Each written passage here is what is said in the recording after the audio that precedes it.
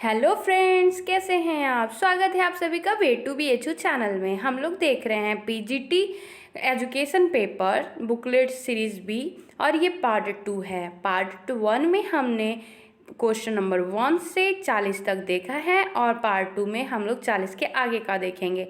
इस पेपर में कुल मिला के 120 क्वेश्चन थे। तो बढ़ते हैं आगे। प्रश्न संख्या 41, इनमें से कौन शिक्षा का एक वैयक्तिक उद्देश्य नहीं है। ऑप्शन ए शारीरिक विकास, बी मानसिक विकास, सी नागरिक के रूप में विकास, डी सौंदर्य बोधात्मक विकास। तो हम लोग जानते हैं कि शिक्षा के मुख्यतः दो उद्देश्य, एक है वैयक्तिक और दूसरा है सामाजिक। तो वैयक्तिक जो होता है वो व्यक्ति के या बच्चे के बालकों के विकास से होता है, जैसे शारीरिक, मानसिक, सौंदर्य से बोध से संबंधित, ये सब आपका वैयक्तिक विकास है, एक बच्चे का होता है। और सामाजिक विकास में एक उसे नेतृत्व के गुण बनाना, अच्छा नागरिक बनाना, सामाजिक सद्भावना आदि गुणों का विकास करना, इस प्रकार से इसके उद्देश्य होते हैं। तो इसमें पूछा है कि शिक्षा में इनमें से कौन शिक्षा का एक वैयक्तिक उद्देश्य नहीं है। तो जो सामाजिक उद्देश्य होगा वो वैयक्तिक नहीं होगा। तो ये यहाँ पे नागरिक के रूप में विकास एक वैयक्तिक उद्देश्य नहीं है। तो ऑप्शन सी सही हो जाएगा। अगला क्वेश्चन है 42, यशपाल समिति के अनुसार प्राथमिक कक्षाओं में शिक्षक छात्र अनुपात होना चाहिए। तो यशपाल कमेटी ने जो प्राइमरी के लिए शिक्षक अनुपात तय किया था वो था 1:30, अर्थात एक शिक्षक पर एक कक्षा में 30 बच्चे होने चाहिए, जो अभी आरटीई के तहत भी माना गया है कि 1:3 होना चाहिए। प्रश्न संख्या 43, यदि कोई शिक्षक किसी कक्षा के प्रत्येक चौथी अनुक्रिया पर पुनर्बलन दे रहा है तो वह निम्नलिखित प्रकार का पुनर्बलन होगा। तो इसमें क्या बोल रहा है कि प्रत्येक चौथी पे, जैसे कि वो कोई बालक को यदि किसी को हमने क्वेश्चन सॉल्व करने के लिए दिया तो जब वो 4 प्रश्न हल कर लेता है तो उसको शाबाशी या कोई पुरस्कार देते हैं। फिर इस प्रकार से 5वां, 6वां, 7वां, 8वां करने के बाद फिर उसको शाबाशी देते हैं। तो ये हर चौथी प्रतिक्रिया पे दिया जा रहा है। तो यहाँ पे फिक्स्ड रेशियो, मतलब 4, 4 दूनी 8, 4 3 12, अगले पे 4 चौको 16, 16वें पे देंगे, 12वें पे देंगे, इस तरीके से फिक्स्ड रेशियो चल रहा है। तो इसलिए इसका आंसर पहला हो जाएगा। और फिक्स्ड इंटरवल में क्या होता है कि फिक्स्ड टाइम पे, जैसे कि हर 5 मिनट बाद, जैसे कि अभी मैंने एक पुनर्बलन दिया तो 5 मिनट बीतेगा तो फिर दूंगी, फिर उसके बाद 10 मिनट पे दूंगी, फिर 15 मिनट पे दूंगी। तो इस तरीके से निश्चित अंतराल पे वो हो जाएगा। लेकिन यहाँ पे हर चौथी पे पूछ रहा है तो इसलिए इसका ऑप्शन ए सही हो गया। अगला प्रश्न है 44, निम्नलिखित में से कौन से स्मृति के कारक हैं। कि पूछ रहा है कि स्मृति के कारक कौन कौन से हैं। तो हम लोग जानते हैं कि रिटेंशन, रिकॉल और रिकॉग्निशन जो होता है वो स्मृति से संबंधित होता है। तो इसलिए इसका ऑप्शन डी सही हो जाएगा कि इसमें धारणा होती है, जैसे कि कोई भी चीज़ हम कितने दिनों तक उसे याद रख पाते हैं, फिर उसे रिकॉल कर पाते हैं, फिर उसको पहचान सकते हैं। मतलब यदि वो सामने आए कहीं पे तो वो पहचान सकते हैं। जैसे कि कोई बच्चे को कोई चीज़ सिखाई जाती है तो वो कितने दिन तक उसे याद रख पाता है। जैसे कि हम सोशल लर्निंग में देते हैं कि कोई बच्चा अपनी मम्मी के जो कार्य करती है उसको देखता है तो उससे वो सीखता है, फिर उसको वो याद रखता है, याद करने के बाद पुनर्धारण करता है। तो वो उसमें धारणा और पुनर्स्मरण की बात आ जाती है। और पहचान की बात भी होती है कि वो कोई किसी चीज़, जैसे कि हमने आज ये पढ़ा, कहीं पे ये चैप्टर ये पढ़ा, अगली बार वो प्रश्न से संबंधित कोई भी प्रश्न आ जाता है तो हम लोग जल्दी से उसको समझ जाते हैं। तो इस तरीके से ये इसका ऑप्शन डी हो जाएगा। अगला प्रश्न है 45, जब एक कार्य का निष्पादन दूसरे कार्य के निष्पादन में अवरोध उत्पन्न करता है, क्या उत्पन्न करता है, अवरोध उत्पन्न करता है, तो उसे कहा जाता है। यहाँ पे नकारात्मक स्थानांतरण होगा। उदाहरण के लिए जैसे कि एक एग्जाम्पल हम लोग लेते हैं, कोई बच्चा यदि यदि टाइपराइटिंग सीख लिया है तो उसको कंप्यूटर का कीबोर्ड चलाने में बहुत मुश्किल होती है। वो इसलिए क्योंकि टाइपराइटर में अंगुली नहीं उठानी होती। जो पुराने किस्म की टाइपराइटर थी तो उसमें से अंगुली नहीं उठानी होती है कभी कीबोर्ड पे, मतलब हमेशा होम रो पे रहेगी, उसके बाद जैसे ही दूसरे वर्ड को टाइप करते फिर आपको होम रो पे आ जाना होता है। और जबकि कंप्यूटर पे ऐसा नहीं होता है, उठा के ऊपर नीचे कहीं भी रख सकते हैं। तो इस तरीके से यदि कोई टाइपराइटिंग, और इसमें बहुत ज़्यादा टाइपराइटर जो था बहुत पुश करना पड़ता है, और इसमें कुछ ऐसा एकदम हल्का ये चलता है। तो इस तरीके से थोड़े दोनों में अंतर होता है। तो इसलिए टाइपराइटिंग को जो सीखने वाला होता है उसको कंप्यूटर चलाने में थोड़ी सी प्रॉब्लम होगी। लेकिन ये यहाँ पे नकारात्मक स्थानांतरण हुआ। जबकि जो धनात्मक स्थानांतरण होता है उसमें क्या होता है कि कोई चीज़ सीखा हमने, कोई लर्निंग हमने की, तो अगला कुछ भी लर्निंग करते हैं तो वो उसमें प्लस पॉइंट बनता है, अर्थात उसको सीखने में मदद देता है। जैसे कि हमको साइकिल चलाने आती है, साइकिल जब चलाने आती है तो हम यदि मोटरसाइकिल सीखते हैं या स्कूटी सीखते हैं तो वो हमको हेल्प करती है सीखने में। तो इसलिए यहाँ पे क्या बोल रहा है कि एक कार्य का निष्पादन दूसरे कार्य के निष्पादन में अवरोध स्थापित करता है, अवरोध उत्पन्न करता है, तो नकारात्मक स्थानांतरण हो जाएगा। अगला प्रश्न है, किसका कथन है कि शिक्षा दर्शन का गत्यात्मक पहलू है। ये बात कही है कि education is the dynamic side of the philosophy. ये बात कही है एडम्स ने। जब आप यदि रमन बिहारी लाल की दर्शन की बुक निकालते हैं, शिक्षा के दार्शनिक सिद्धांत, तो उसमें ये फर्स्ट चैप्टर में ही प्रश्न दिया हुआ है। उनकी एडम्स की एक कथन है कि शिक्षा दर्शन का गत्यात्मक पहलू है। ये ऑप्शन सी इसका सही हो जाएगा। अगला प्रश्न है, सर्व शिक्षा अभियान से संबंधित है। तो सर्व शिक्षा हम लोग जानते हैं कि ऐसे जो संबंधित है वो प्राथमिक शिक्षा से संबंधित है, और ये किन बच्चों के लिए होता है, ये 6 से 14 वर्ष के जो बालक होते हैं या बच्चे होते हैं उनकी शिक्षा से संबंधित होता है। इसी के साथ है एक रमसा और रूसा। रमसा जो था उसमें क्या होता है, राष्ट्रीय माध्यमिक शिक्षा अभियान। जैसे कि रमसा का इंग्लिश में था राष्ट्रीय माध्यमिक फिर शिक्षा अभियान, ये नहीं था, राष्ट्रीय माध्यमिक शिक्षा अभियान। रमसा मतलब रमसा जो है माध्यमिक स्तर से जुड़ी हुई थी। इसी प्रकार है रूसा राष्ट्रीय उच्चतर शिक्षा अभियान, ये उच्च शिक्षा से संबंधित था। जबकि सर्व शिक्षा अभियान प्राथमिक शिक्षा से संबंधित है। इसका ऑप्शन बी सही है। अगला प्रश्न है, सामाजिक परिवर्तन का मुख्य कारण है। तो सामाजिक परिवर्तन का मुख्य कारण क्या होता है, शिक्षा होती है। शिक्षा के द्वारा ही किसी भी समाज में परिवर्तन लाया जा सकता है। अगला प्रश्न है, निम्नलिखित में से कौन मानक नहीं है।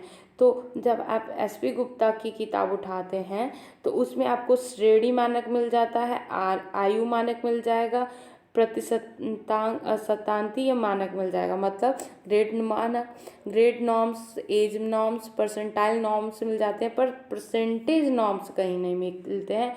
तो इसलिए इसका ऑप्शन डी सही हो जाएगा। अगला क्वेश्चन है, किस विचारधारा के अनुसार शिक्षा के उद्देश्य सत्य शिवम सुंदरम होने चाहिए। तो ये सत्यम शिवम सुंदरम की जहाँ बात आएगी वो आदर्शवाद की आ जाएगी, क्योंकि इसमें विचारों को ही सत्य माना गया है, संसार को मिथ्या माना गया है। तो इसलिए ये ऑप्शन इसका ए सही हो जाएगा। अगले प्रश्न पे जाते हैं 51 पे। शेपर्ड त्रुटि संशोधन प्रयोग किया जाता है। तो शेपर्ड जो त्रुटि संशोधन होता है उसका प्रयोग किया जाता है प्रामाणिक विचलन को संशोधित करने में, to correct the standard division में किया जाता है। इसलिए इसका ऑप्शन सी सही हो जाएगा। अगला प्रश्न है, यशपाल कमेटी का सुझाव है। तो यशपाल कमेटी जो आई थी वो बच्चों के स्कूल के जो बस्ते का बोझ था उसको कम करने के लिए आई थी। अभी हाल में ही बच्चों की कितने बोझ होंगे, मतलब क्लास 1 के बच्चे का कितना होगा, क्लास 3 के बच्चे का कितना होगा, क्लास 5 का, 6 का, ऐसे बच्चों को स्कूल बस्ते का बोझ को निर्धारित करने की बात कही गई। हाल में ही ये एक उससे संबंधित कुछ कि किलो डिसाइड कर दिया कितने किलो का एक बच्चे का वजन होगा, क्लास 1 के या क्लास 5 के या क्लास 3 के। अगला प्रश्न है, बौद्ध शिक्षा प्रारंभ करने का संस्कार था। तो ये बौद्ध जो शिक्षा प्रारंभ करने का संस्कार था वो पबज्जा था या पजब्बा, कुछ लोग बोलते हैं, या पबज्जा था। तो लेकिन ये उपसंपदा जो थी ये लास्ट में होती थी, मतलब खत्म होने के बाद होती थी। जब हमारी शिक्षा खत्म हो जाती थी तब इसका उपसंपदा का प्रयोग होता था, लेकिन इसमें कहीं पबज्जा या पजब्बा दिया ही नहीं हुआ है, तो इसलिए इस क्वेश्चन को हटा दिया गया था। इसमें कोई उसमें ऑप्शन ही नहीं सही थे, तो इसलिए इसका हटा दिया गया था, लेकिन इसका पबज्जा होता है। अगला प्रश्न है क्वेश्चन नंबर 54, बुद्धि संरचना प्रतिमान प्रतिपादित किया है। तो बुद्धि संरचना प्रतिमान मतलब कि SI intellect model of profound by, तो ये दिया SI मॉडल भी बोलते हैं इसको, बुद्धि संरचना प्रतिमान को SI मॉडल भी बोलते हैं, स्ट्रक्चर ऑफ इलेक्ट मॉडल्स, तो इसको दिया है गिलफोर्ड मॉडल ने। इसे त्रिआयामी सिद्धांत भी बोलते हैं। और त्रिआयामी और त्रितंत्र में दोनों अलग है। त्रिआयामी सिद्धांत आपका गिलफोर्ड ने दिया है, जबकि त्रितंत्र सिद्धांत दूसरे ने दिया है, तो इसको भी ध्यान रखिएगा। अगला प्रश्न है, निम्नलिखित में से कौन आदर्शवादी नहीं है। तो आदर्शवादी जो है इसमें सुकरात है, प्लेटो है, हीगल है, लेकिन डीवी जो है प्रयोजनवादी थे, तो इसलिए इसका ऑप्शन सी सही हो जाएगा। अगला प्रश्न है, निम्नलिखित में से कौन सी वैदिक शिक्षा की विशिष्टता नहीं है। तो वैदिक शिक्षा की सबसे बड़ी विशेषता क्या थी। वैदिक शिक्षा में व्यक्तित्व के विकास पे महत्वपूर्ण योगदान दिया जाता था, मतलब ज़्यादा जोर दिया जाता था कि उसका व्यक्तित्व अच्छा बने। और उसके बाद है कि ज्ञान और अनुभव पे बल देते थे, जैसे गुरुकुल में शिक्षा प्राप्त करने के लिए, अनुभव को जानने के लिए उनको गुरुकुल में रहना होता था। तीसरा संस्कृति का संरक्षण, ये भी वैदिक काल की विशेषता थी, तो तीनों हो गई। तो ये चौथा जो है प्रकृति के अनुसार बालक का विकास करना, ये आपका जो है ये कमेनियस ने कहा था और ये बाद में आया है, और रूसो ने भी इसकी विशेष सराहना की है या इसमें इस पे ज़्यादा फोकस किया है। जबकि वैदिक शिक्षा की विशेषता व्यक्ति का विकास, ज्ञान का विकास एवं संस्कृति का संरक्षण था। तो ये प्रयोजनवाद की विशेषता है, इसलिए इसका ऑप्शन जो था विशिष्टता नहीं है, तो ये सही हो जाएगा डी, ऑप्शन इसका डी सही हो जाएगा। अगला प्रश्न है 57, कौन सा सामाजिक विरासत का प्रतीक है। तो ये संस्कृति जो है वो सामाजिक विरासत का प्रतीक है, ऑप्शन सी इसका सही हो जाएगा। अगले क्वेश्चन पे चलते हैं 60वें पे 58 पे। किसने कहा कि शैक्षिक परिवर्तन और सामाजिक परिवर्तन एक दूसरे पर निर्भर हैं।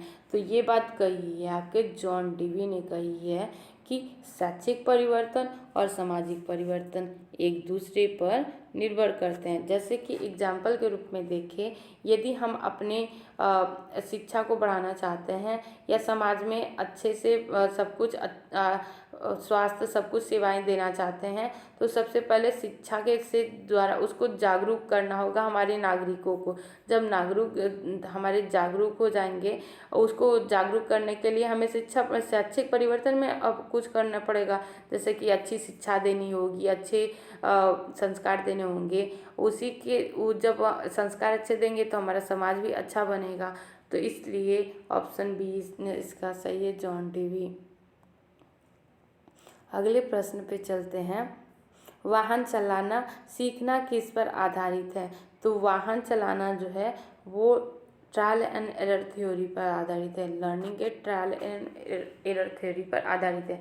मतलब कोई भी बच्चा जो साइकिल, मान लीजिए साइकिल चलाता है, साइकिल चलाने जाता है, तो सबसे पहले वो क्या करता है कि वो प्रयास करता है कि वो चला पाए, फिर वो प्रयास और त्रुटि के द्वारा वो चलाना सीख जाता है। अगला प्रश्न है क्वेश्चन नंबर 60, किसने कहा कि मनुष्य की अंतर्निहित पूर्णता की अभिव्यक्ति करना ही शिक्षा है। ये स्वामी विवेकानंद जी ने कहा था, और आज 12 जनवरी है और उनका आज जन्मदिन है, और 12 जनवरी के दिन राष्ट्रीय युवा दिवस मनाया जाता है, यानी नेशनल यूथ डे मनाया जाता है। और ये किनके जन्मदिन के उपलक्ष्य पे मनाया जाता है? ये स्वामी विवेकानंद के जन्मदिन के उपलक्ष्य पर मनाया जाता है।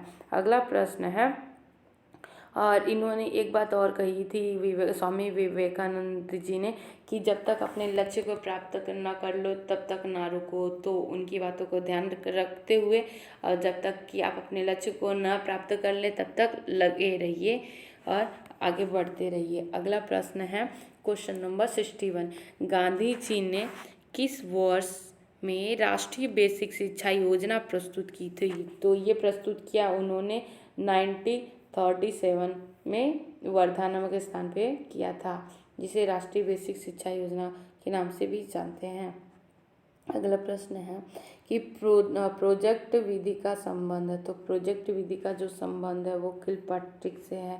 प्रोजेक्ट विधि का संबंध किलपैट्रिक से है क्योंकि इन्होंने इसका प्रोजेक्ट विधि को दिया था। अगला प्रश्न है question number 63, national system of education पुस्तक किसने लिखी है? तो ये लिखा है आपका नेशनल सिस्टम ऑफ एजुकेशन, ये लिखा है अरविंदो ने। इन्होंने स्थापना कौन सी आश्रम का की है? एरोविलो। और ये कहाँ पे स्थापित है? ये पांडिचेरी पर आधारित, पांडिचेरी में स्थित है।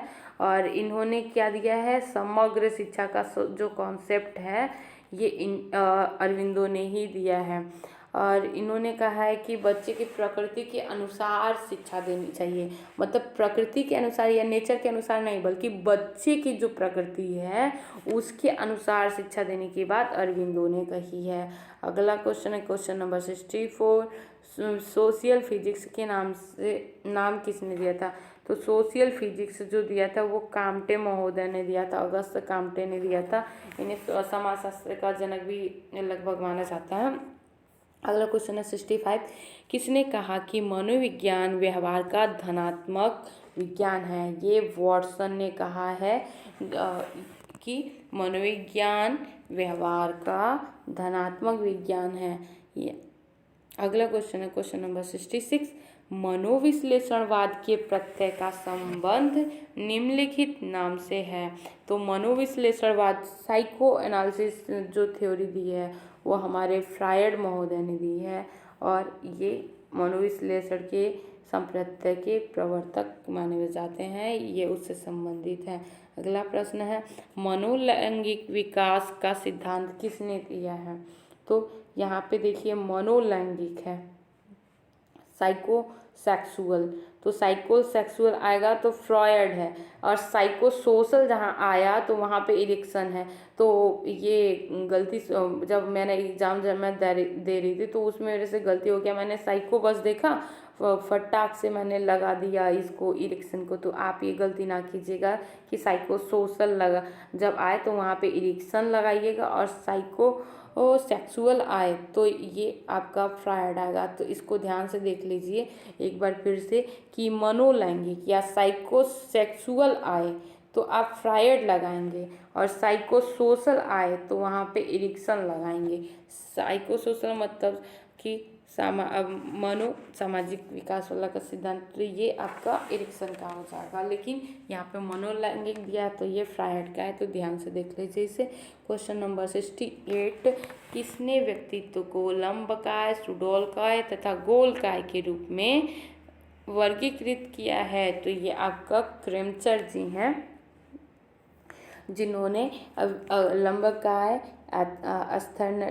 एथलेटिक और पिकनिक के रूप में डिवाइड किया है। इसके अलावा जो है अन्य जुंग ने अंतर्मुखी और बहिर्मुखी के रूप में विभाजन किया है। क्वेश्चन नंबर 69, वस्तुनिष्ठ प्रकार की परीक्षण की मुख्य विशेषता होती है? तो जो वस्तुनिष्ठ प्रकार के मुख्य परीक्षण होता है उसमें वस्तुनिष्ठता ऑब्जेक्टिविटी पाई जाती है। दूसरी बात विश्वसनीयता यानी रिलायबिलिटी, और वैधता मतलब वैलिडिटी पाई जाती है। मतलब जब वस्तुनिष्ठ प्रकार के मल्टीपल चॉइस के जो टेस्ट हैं उसमें ऑब्जेक्टिविटी, रिलायबिलिटी और वैलिडिटी तीनों चीज़ें होती हैं। तो इसका ऑप्शन डी सही हो जाएगा। अगला प्रश्न है कि मध्यांक मान का सूत्र है।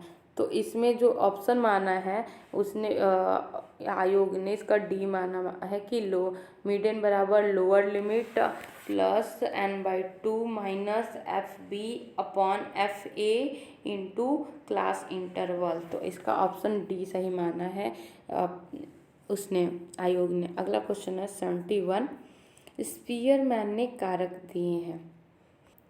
ये स्पीयरमैन ने दो मुख्यतः कारक माने हैं। इन्होंने जनरल यानी जी फैक्टर जो माना था, जी फैक्टर और एस फैक्टर दोनों माना था। जनरल फैक्टर जो होता है वो किसी व्यक्ति तो मतलब हर एक व्यक्ति में पाया जाता है जिससे वो सामान्य करता है, लेकिन स्पेसिफिक फैक्टर जो होता है, स्पेसिफिक फैक्टर वो हर व्यक्ति में अलग अलग होता है, वो दूसरे व्यक्ति को एक दूसरे से अलग बनाता है। एस फैक्टर जो है, एस फैक्टर अलग अलग होते हैं लेकिन जनरल फैक्टर सभी में एक होता है।